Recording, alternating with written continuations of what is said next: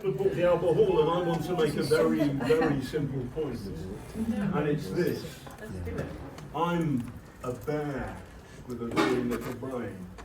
And this is confusing, and I'm not really a zoologist. I'm also a dinosaur. And I believe in something very simple, that somebody is innocent or proven guilty. Yes.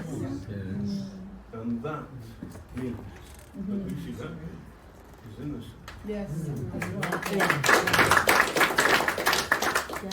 And there's another thing.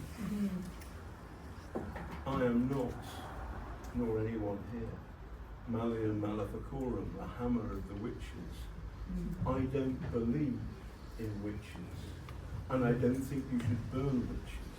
And Lucy Letby is in prison because of a catastrophic failure of the National Health Service and the police and the prosecutors and the judges, the judiciary, to do their jobs properly. There's a series of catastrophic failures, and they have blamed this poor innocent woman for a series of mistakes that were not her fault. Now, you may have listened to our podcast. Yes. Lucy! We'll see, she's the lady in the orange t-shirt. That's Lucy, who was the researcher. Can you see her outside the window? She's having a selfie. Roger, can you get Lucy so everybody can see her? Because I'm referring to her right now. I'm not a fan. The orange t-shirt. Yes. There she is. This is Lucy.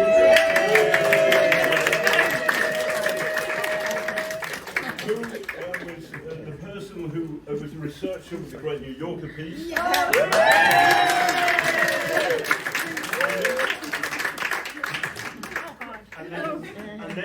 And then she helped Ed Abel Smith and I do our thing, and obviously she's very good. and then she helped David Rose with the story about Dr. Ravi Jairam, who said that Lucy did nothing when the baby was his APK, was suffering. And then there's an email said at the day or the next day saying that Lucy did get my attention, i.e. that's straight to the Court of Appeal. So what's the problem? The problem is too many powerful people are embarrassed and ashamed by this series of mistakes. And we've got to call a spade a spade. Now listen, I mean, I feel a complete fraud here, because I'm talking to a whole bunch of health professionals, many nurses, all of that. When I did my first aid course at school, there was some signs of burning and I fainted. So listen, I mean, it's ridiculous. And I've done my battlefield first aid courses, but I'm a reporter and I know what a story is. And it's not a story when the police bang somebody up who's done it. That's not a story. But for Panorama, my old programme, for Panorama to do a story like here's this witch, this terrible woman. No, I'm sorry, but there's the Church of Scientology on my phone. The story is when the police bang somebody up, and there is no crime. Yes, that's right. And to be honest with you, and how can I put this as at my most diplomatic, the editor of Panorama doesn't understand the nature of journalism. But Cheshire Police. That's right. Money. To the Daily Mail. I mean, Ed and I, we crowdfunded ours, and to be honest with you, the crowdfunder couldn't even pay for the lawyer. But actually, both Ed and I and Chalk and Blade, the people who we used their studio, who put the thing together, we thought, fuck it, we're telling this story because it's important.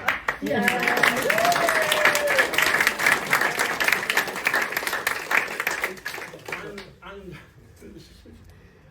on the day Lucy Letby was convicted the first time, I tweeted that sometimes the law gets it wrong.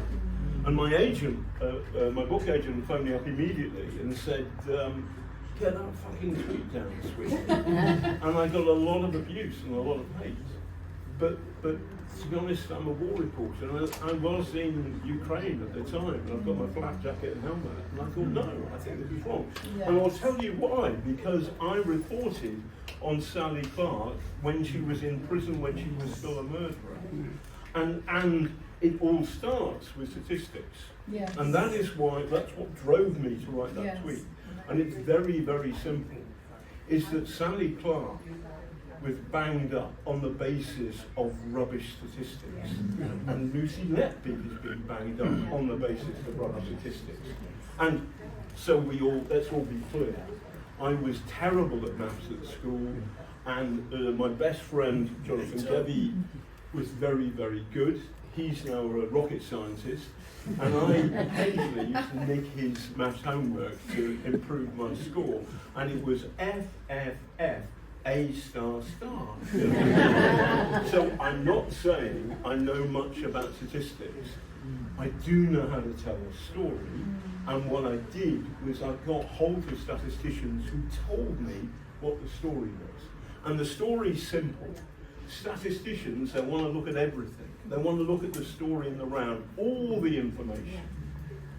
So, Roy Meadow said the chances of Sally Clark having sued cop deaths because she was a middle-class non-smoker, the chances of 1 are 8,500 to 1. Of 2, you multiply 8,500 by 8,500, 73 million to 1. That is nonsense.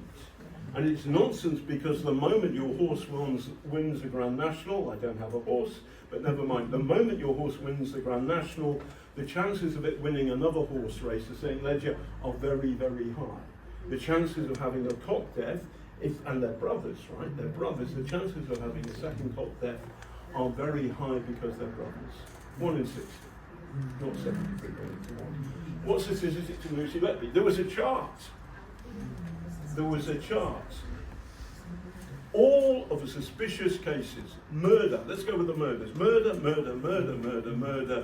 and Lucy Letby's there. Dowie Evans, he told us, and we interviewed him, that he didn't see, he wasn't aware of the people there, but their names or their initials were on the medical reports, and he saw that. And then he actually, during the course of the interview, he changed his mind about that. So, and the jury got that, and that was the lead point by, for example, the BBC, the Mail, everybody who was there, in my view, in your view, I'm sure, burning the witch that day. Lucy's responsible. Every time a baby dies, Lucy's on shift. But there's another chart. The chart of the non-suspicious events. And guess what? Who's not there? Lucy Letby. Why didn't the jury see the other charts? Why didn't the jury see and ask or know who made the selection? Suspicious event, Lucy's always there. Non-suspicious event, Lucy's never there. 2 charts, the whole picture, and that was denied. And that's the start of it. Then you've got Dowie Evans. By the way, listen, I don't want to be rude about Clyde Cymru. I don't. I'm a Liberal Democrat with David Davis. Who's the fucking Brexit? Anyway, never mind that. It's a big thing for me to say, but I'm going to say it. I detest Brexit, but David Davis has been wonderful about this.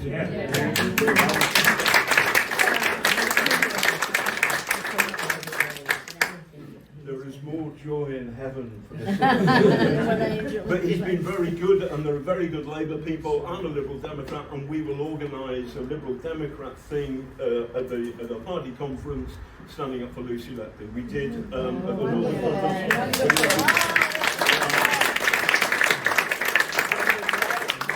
But rest assured, there are people across British politics who are into this. And one of the things I'm doing is pushing that as best we can. But Dowie Evans anyway, so the point was he was a politician inside Plaid Cymru. So he has all of the politician's skills. He's good. He's good in the courtroom, all of that stuff. But was he telling the truth? So the weirdest thing for me was when Will Powell got in touch with me after we finished the podcast, and his little boy, Robbie, died of Addison's disease. And yes, we all know the most famous person who died of, who had Addison's disease and was killed, and that was JFK.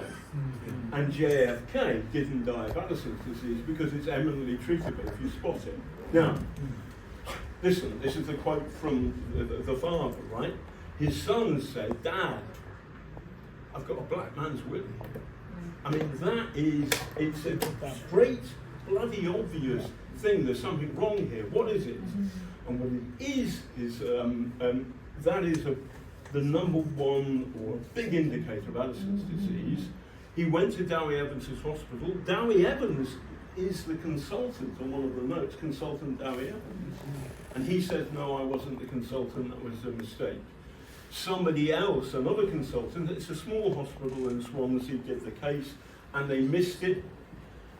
The boy went back home, and then the GPs, they falsified the medical notes after the boy died.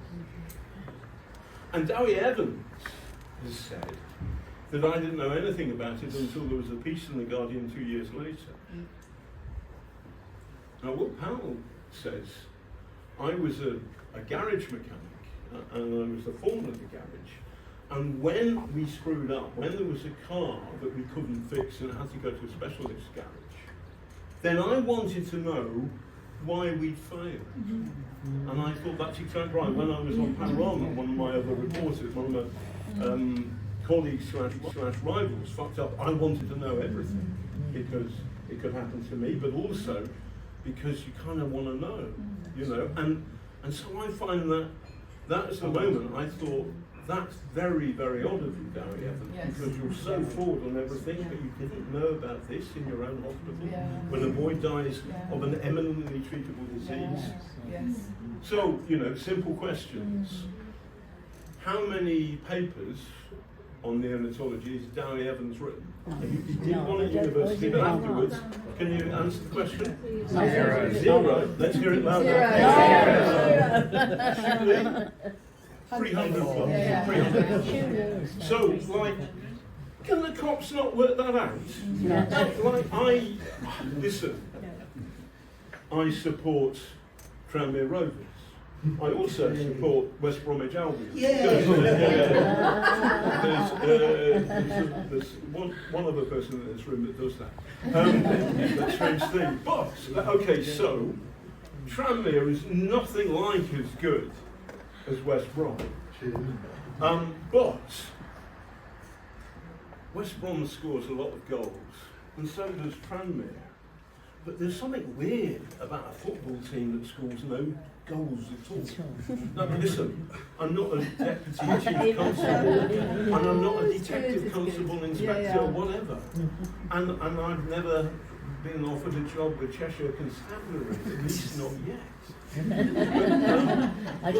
But there is, you know, you can't work out that a doctor who has written no papers at all on neonatology might possibly be talking up his arm. And he's no longer a practicing doctor.